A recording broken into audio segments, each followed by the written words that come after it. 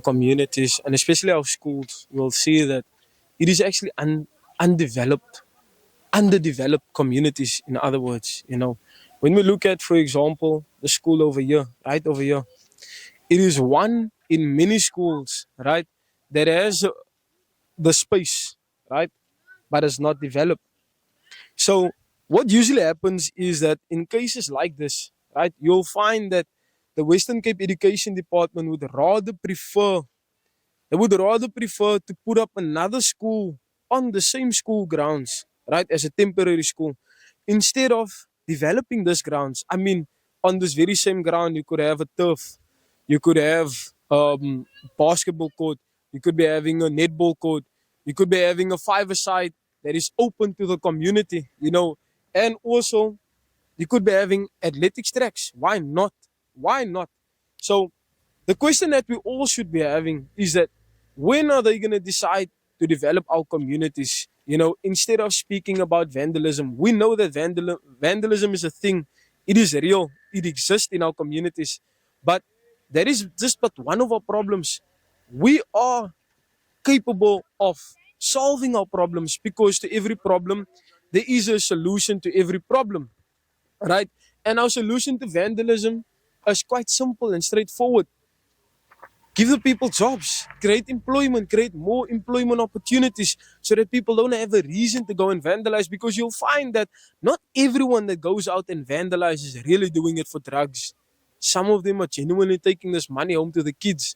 So poverty has got a big role to play. Unemployment, for that matter, is one of the dying issues that we have in our communities.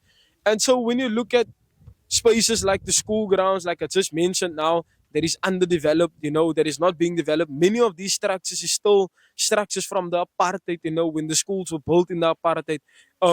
It does state in our constitution, or freedom charter for that matter, that these schools should have all been destroyed and there should have been new schools that is supposed to be built, but it didn't happen for us. When you look at, for example, besides the train line that's not operating, I'm speaking about this very space here that you have here.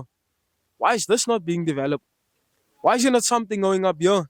Many times you'll find that the communities has got so much open spaces that could have been developed, but it end up in a dump site. So if there was something here that speaks to the community, that is part of the community, then you wouldn't find a dumping site. If there was something here that could have serviced the community and be of a benefit to the community, you wouldn't have this dumping problem here, because then it means the communities is developed. But again, there would be no development without peace. Guys, there is literally no development without peace. So, in other words, our communities are suffering so much, right, that investors don't want to get into our communities because our communities is under siege. We are in war. You hear gunshots going off continuously. And to have it at this point in time, at this particular time, happening still today in Bonteheuwel, it is really something that is very much out of the norm.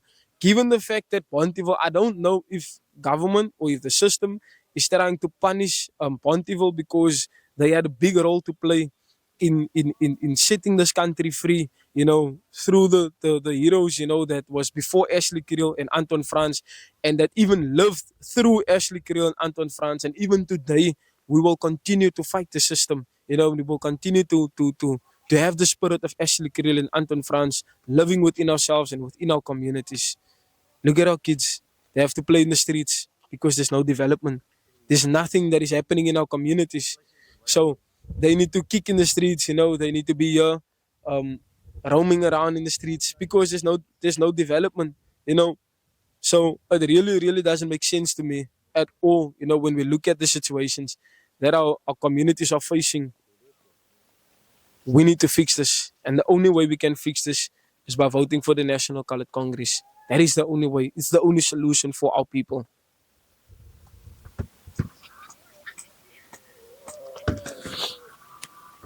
I mean, this is the way people go to work over a railway line.